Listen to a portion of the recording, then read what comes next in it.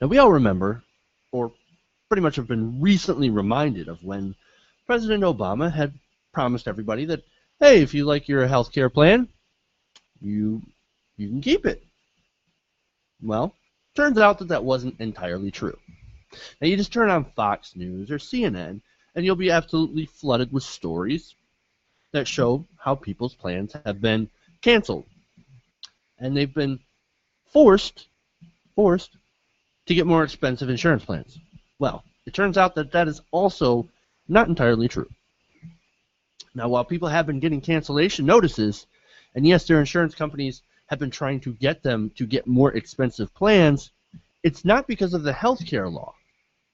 It's not because of the talking point. I mean, you hear the talking point that Obamacare has destroyed the private health insurance market. Oh my God. Armageddon because of the healthcare law. Well, like I said, it's not entirely true. Now, but because there is still so much misinformation around, being spread around by the media, by right-wing pundits, by just all sorts of people, just regular people who may not be well versed in what the law actually means for them. Because of all this misinformation, people have been fear-mongered into buying more expensive plans. But I'll get to that later. First, I want to discuss why these people's plans are actually getting canceled. So the way that the health care law is actually set up is that you have plans that have to have a minimum requirement of coverage. Okay? So it has to cover certain things in order to be compliant under the law. Okay? And that's, of course, to make it so that people's health insurance actually works and does what it's supposed to do and actually protects people. Now, the plans that are being canceled, they're being canceled because they don't meet that minimum amount of compliancy. Okay, so they don't meet the minimum standards whatsoever. And that's why they're getting canceled. Now, these plans are what are referred to as junk insurance plans. Now, what's junk insurance?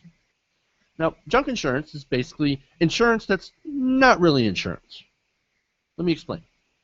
Now, these insurance plans have very low caps on coverage. Some of them don't even cover hospital visits and are incredibly cheap. Example, one of these plans actually only covered about $1,000 a year for outpatient treatment and $2,000 for hospitalization. Now, a typical hospital stay costs about $1,850 a day. You're there for 2 days, you've just wiped that out.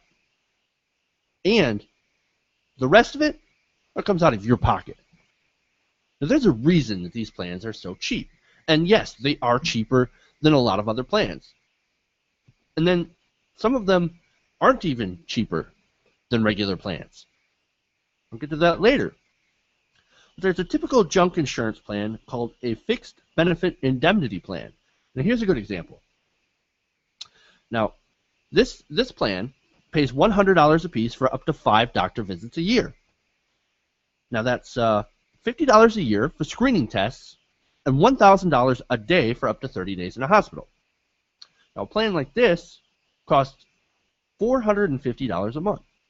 Now, a more personal example of one of these plans comes from Doug Christensen. Now, Doug Christensen bought a policy for $434 a month. Since he was a bone cancer survivor, he wanted something that would cover chemotherapy. Now, the plan that he bought covered $100,000 worth of chemotherapy treatments. And he didn't realize that this bargain policy actually had a lot of limitations. Now, that includes a cap on drug expenses at $1,000 per day. Now, his cancer returned, and he immediately, the medication that he needed to treat his cancer, it was covered, but not entirely. He blew through that cap immediately. And when Doug Christensen died from his cancer, he left his wife a $450,000 medical bill. Can you imagine? He had insurance, got cancer. He thought his insurance was pretty good, but it turned out being one of these junk plans. And for $434 a month, you would think that you would get something pretty decent. Now, this is an example of how bad the health insurance market is and, well, was and still is. Because even though Obamacare is better, you can still, if you get seriously ill, like this guy, and I'll get to it a little bit later, but your insurance might still ruin you financially, even if you had insurance. It's not like this guy, Mr. Christensen, didn't take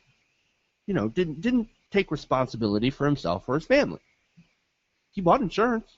He did what he was supposed to do. But because there was little regulation in the insurance market, there wasn't anything that he could do. And his family was stuck with the bill. Now, his wife actually sued their insurance company for this junk insurance, and they had such a good case that she had walked away with $1.7 million. But not everybody sues. Not everybody can get that sort of settlement. There's another story. Texas woman named Lisa Kelly. She also had one of these junk insurance plans. She also got cancer and was told by the hospital to bring a check for $45,000 to her first chemotherapy appointment. $45,000. She had insurance. But it was not good insurance. It was bad insurance. And so it basically made her pay everything up front, and she would be reimbursed $7,500 per treatment.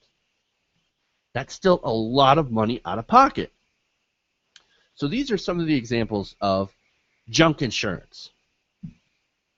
Insurance that does not work. So when you hear a statistic about people with health insurance going bankrupt from medical bills, chances are that these people actually had these types of insurance plans. Who actually likes these plans?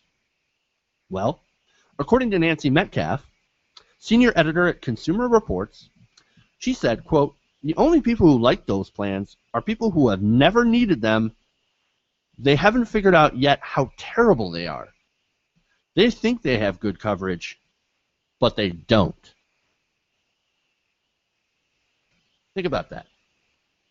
Now, who likes doing paperwork? I don't like doing paperwork. I spend half my day today doing paperwork.